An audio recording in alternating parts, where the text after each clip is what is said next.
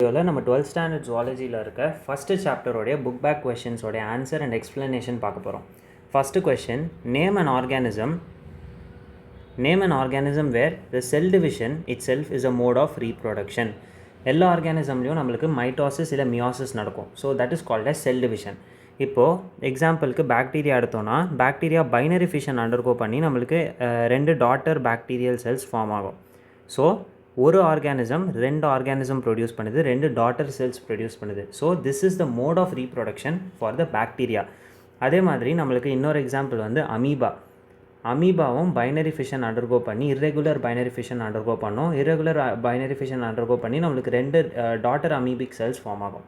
So இதுவுமே வந்து cell division நடக்கும் போதே அது ரீப்ரொடியூஸும் பண்ணுது. ஸோ இது ரெண்டுமே அதுக்கு example. So first example is bacteria and the second example is amoeba. Next question, name the phenomenon where the female gamete directly develops into a new organism with an avian example. Avian example, aviesனா என்ன? Birds. Birdsல எந்த ஆர்கானிசம்க்கு இந்த process நடக்கும் அப்படின்னு கேட்டிருக்காங்க. with the name of the phenomenon. Second கொஷனில் இந்த ப்ராசஸோடைய பேர் வந்து parthenogenesis அண்ட் எக்ஸாம்பிள் வந்து turkey is a type of bird. So avian example கேட்டதுனால நம்ம இங்கே டர்க்கியை எக்ஸாம்பிளாக காமிச்சிருக்கோம். parthenogenesisனால் என்னென்னு நெக்ஸ்ட் கொஷனில் வருது. ஸோ நெக்ஸ்ட் கொஷின் வந்து what is parthenogenesis? Give 2 examples from animals. parthenogenesisனால் என்னென்னு பார்க்கலாம். Parthenogenesis is the development of an egg into a complete individual without fertilization. So எப்போவுமே நம்மளுக்கு ஒரு எக் செல் இருக்கும் from the female organism, n set of chromosomes வச்சுருக்கோம். Next ஒரு sperm cell, n set of chromosome, இது male organism கிட்டேருந்து நம்மளுக்கு வரும். ஸோ இது ரெண்டுமே ஃபர்டிலைஸ் ஆகும்போது நம்மளுக்கு 2n செட் ஆஃப் குரோமோசோம் வச்சுருக்க ஜைகோட் ஃபார்ம் ஆகும், ரைட்? ஸோ இந்த ஜைகோட் வந்து ஃபர்டிலைசேஷன் நடந்ததுனால ஃபார்ம் ஆகுது. இந்த மாதிரி ஃபர்டிலைசேஷன் நடக்காமல் இந்த எக்கே டைரெக்டாக நம்மளுக்கு ஜைகோட்டாக ஃபார்ம் ஆகி நம்மளுக்கு ஒரு ஃபுல் ஆர்கானிசமாக டெவலப் ஆகிறது பேர் தான் parthenogenesis அப்படின்னு சொல்கிறோம். So the development of an egg into a complete individual without fertilization. இது முக்கியமான கீ பாயிண்ட்டே வித்தவுட் ஃபர்டிலைசேஷன் தான். So it is called as parthenogenesis. Example வந்து ஹனிபீஸ், சொலனோபியா அண்ட் ஏபிஸ். இங்கே சொலனோபியான்றது ஒரு type of moth variety and ஏபிஸ்னால் ஹனிபி. இது வந்து நம்ம ஏபிஸை வந்து ஹனிபிக்கு பக்கத்தில் ப்ராக்கெட்டில் போட்டு எழுதலாம். Next, fourth question, which type of reproduction is effective, asexual reproduction or sexual reproduction அப்படின்னு கேட்குறாங்க. asexual reproductionனா என்னென்னா, 2 பார்ட்னர் இல்லாமல் ஒரே ஒரு ஆர்கானிசம்னால அதோடைய யங் ஆஃப்ஸ்ப்ரிங்ஸை ப்ரொடியூஸ் பண்ண முடிச்சதுன்னா அது asexual reproduction. இதுவே செக்ஷுவல் ரீப்ரொடக்ஷன்னா அதில் ஃபர்டிலைசேஷன் நடக்கும். ஃபர்டிலைசேஷன் நடக்கணும்னா 2 பேரண்ட் ஆர்கானிசம்ஸ் தேவைப்படும். ஸோ இதில் ரெண்டுத்துலேயுமே எது பெஸ்ட்டான டைப் ஆஃப் ரீப்ரொடக்ஷன் அப்படின்னு கேட்குறாங்க. First sexual reproduction is more effective. நம்மளுக்கு செக்ஷுவல் ரீப்ரொடக்ஷன் தான் ஏசெக்ஷுவல் ரீப்ரொடக்ஷனை விட ரொம்ப எஃபெக்டிவாக இருக்கும் அப்படின்னு ஒரு ஃபஸ்ட்டு பாயிண்ட் எழுதுகிறோம். இதுக்கு 1 mark. Next reason, variations will occur. Next due to meiosis evolution may occur. இப்போது மியாசிஸ் நடந்ததுன்னா நம்மளுக்கு கிராசிங் ஓவர் நடக்கும். இது மதர் குரோமோசோம், இது ஃபாதர் குரோமோசோம்னா இந்த 2 குரோமோசோமுக்கு நடுவில் நம்மளுக்கு crossing over, swapping of genes நடக்கும். இது நடக்கும்போது நம்மளுக்கு வேரியேஷன் ப்ரொடியூஸ் ஆகும். Variation will give rise to evolution. So அதனால தான் நம்ம sexual reproduction is more effective than asexual reproduction அப்படின்னு சொல்கிறோம்.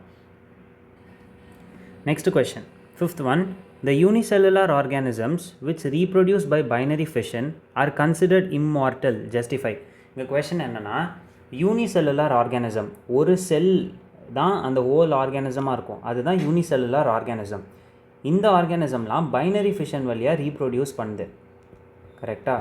ஸோ இந்த பைனரி ஃபிஷன் வழியாக ரீப்ரொடியூஸ் பண்ணப்பட்ட யூனிசெல்லுலார் ஆர்கானிசம்ஸ் வந்து இம்மார்ட்டல்னால் என்னென்னா இறந்தே போகாது. அது ஏன் அப்படின்னு கேட்குறாங்க. அதுக்கான ரீசன் தான் இந்த கொஷனில் இருக்குது. So the answer is, the unicellular organisms which reproduce by binary fission are considered to be biologically immortal because இங்கேருந்து ஸ்டார்ட் ஆகுது answer. They do not die as they grow older. அந்த ஆர்கானிசம்ஸ்லாம் ஓல்டராக வளர அவங்களுக்கு டெத்தே கிடையாது அப்படின்னு சொல்கிறாங்க. ஏன்னா as they undergo asexual reproduction they divide by mitosis. அவங்க asexual reproduction undergo பண்ணும்போது மைட்டாசிஸ் யூஸ் பண்ணி டிவைட் பண்ணி, this is called as asexual reproduction. In mitotic division, the organism itself divides into two. இந்த ஆர்கானிசமே ரெண்டாக டிவைட் ஆகுது அப்படின்னு சொல்கிறாங்க. When the same organism keeps getting split into daughter cells, there is no way we could say that the organism has died.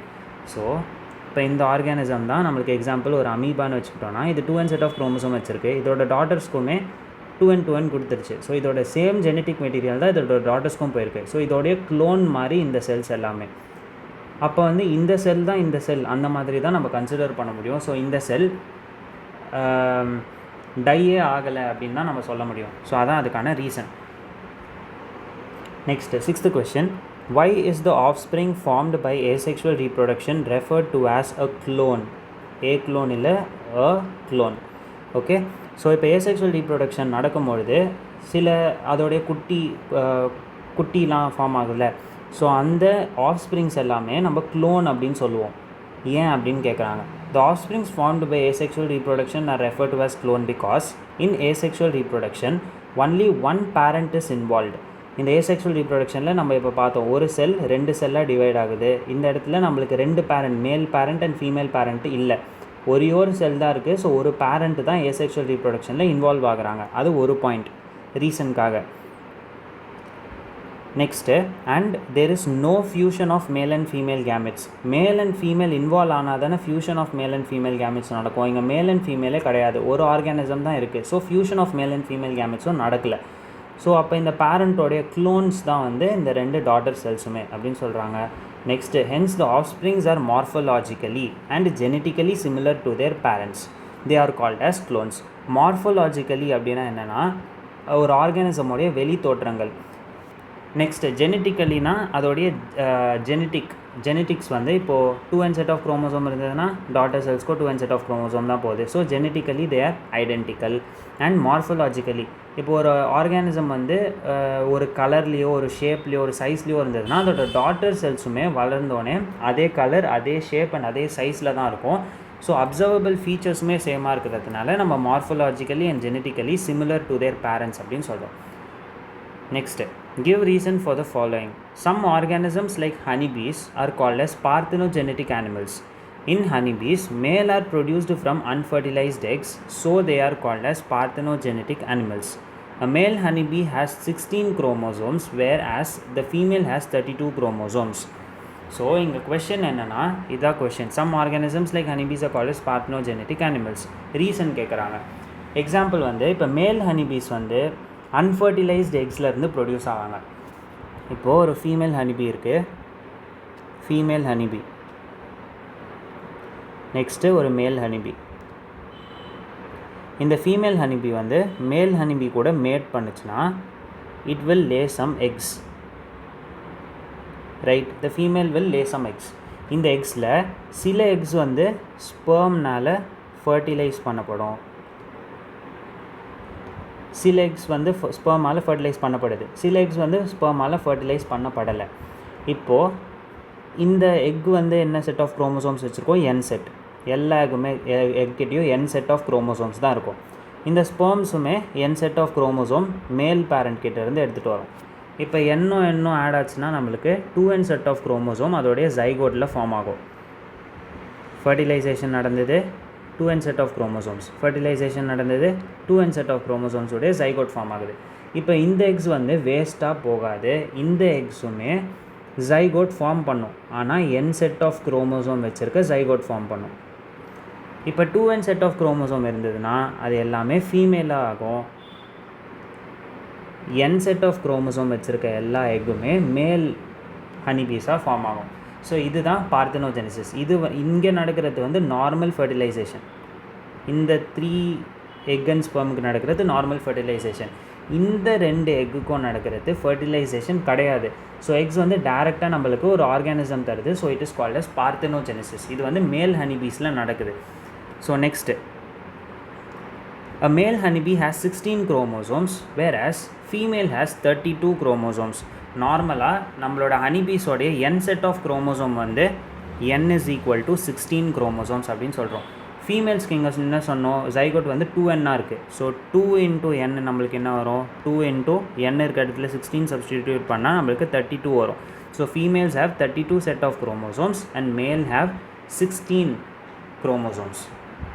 32 set கிடையாது, 32 chromosomes and male has 16 chromosomes. இதான் இதோடைய answer. Male honeybees are formed from unfertilized egg in haploid condition and are haploid, so they have 16 chromosomes.